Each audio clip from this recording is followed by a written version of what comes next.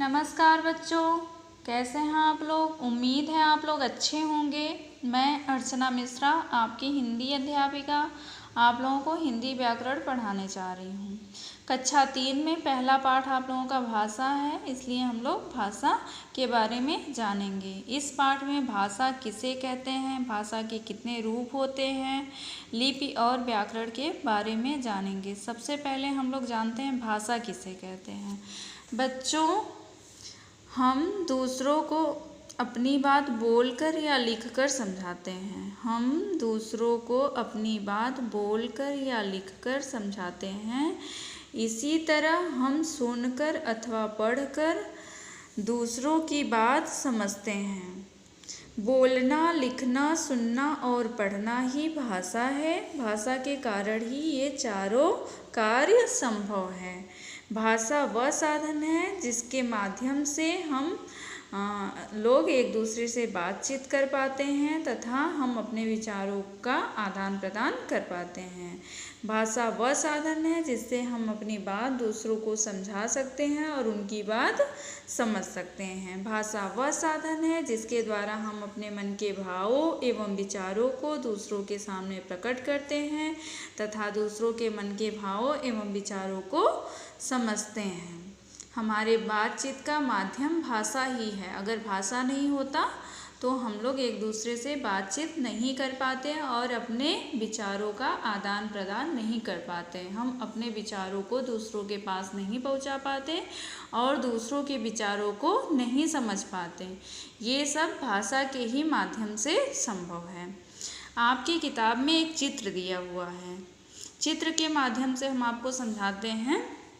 देखिए, अध्यापिका बोलकर या लिखकर ब्लैक बोर्ड पर आप लोगों को समझा रही हैं और आप लोग सुनकर तथा लिखकर बात को समझ रहे हैं।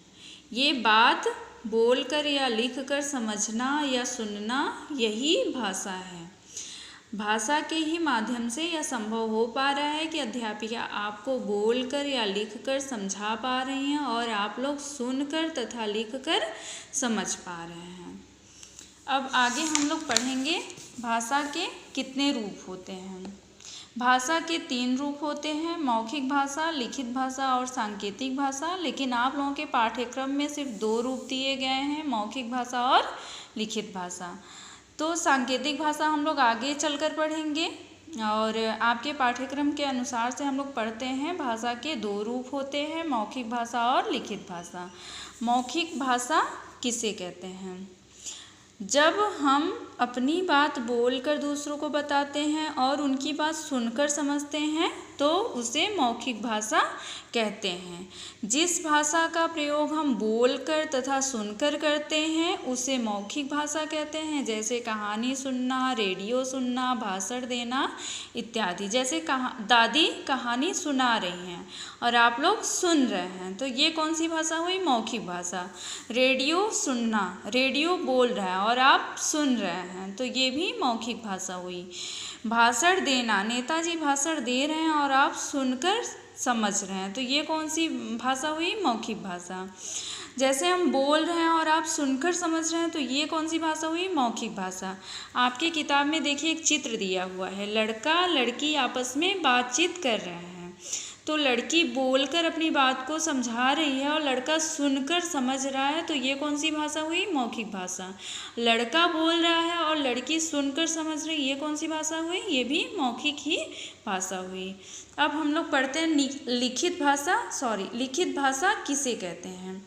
जब हम अपनी बात लिखकर दूसरों तक पहुंचाते हैं और वे पढ़कर उसे समझते हैं, उसे लिखित भाषा कहते हैं। जिस भाषा का प्रयोग हम लिखकर तथा पढ़कर करते हैं उसे लिखित भाषा कहते हैं। जैसे किताब पढ़ना, पत्र लिखना, अखबार पढ़ना इत्यादि। जैसे देखिए, आपके किताब में दिया हुआ है, एक लड़की कविता लिख रही है, तो कविता लिखना क्या हुआ? लिखित भाषा। और एक लड़का कविता पढ़ रहा है, तो कविता पढ़ना क्या हुआ? लिखित भाषा। अध्यापिका ब्लैक बोर्ड पर लिखकर समझा रही हैं और आप उसको पढ़कर समझ रहे हैं, तो ये ब्लैक बोर्ड पर लिखा हुआ है और आप उसको पढ़कर समझ रहे हैं, तो ये कौन सी भाषा हुई? लिखित भाषा।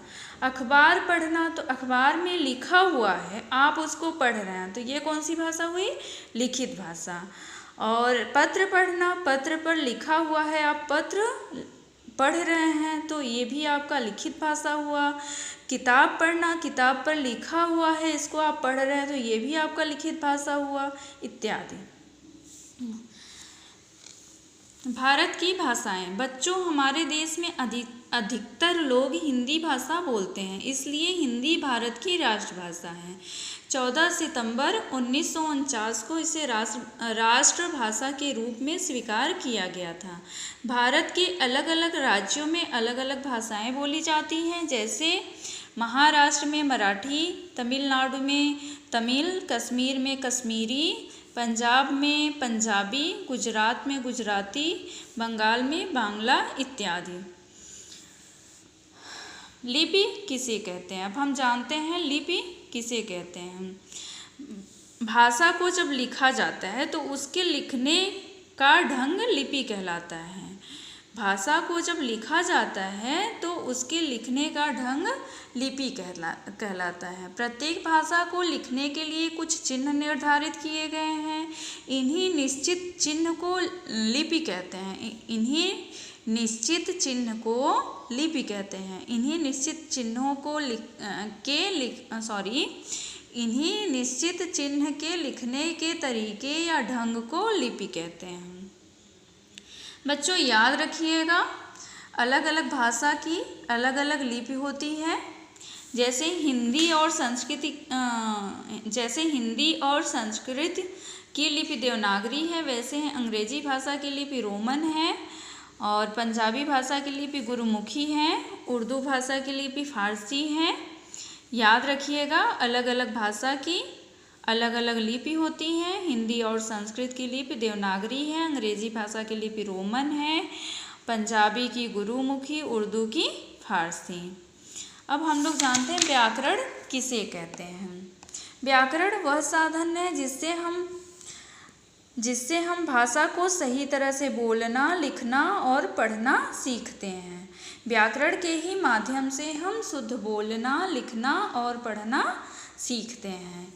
ये इस पाठ में आप लोग सीखे हैं भाषा के कितने रूप होते हैं, लिपि और व्याकरण।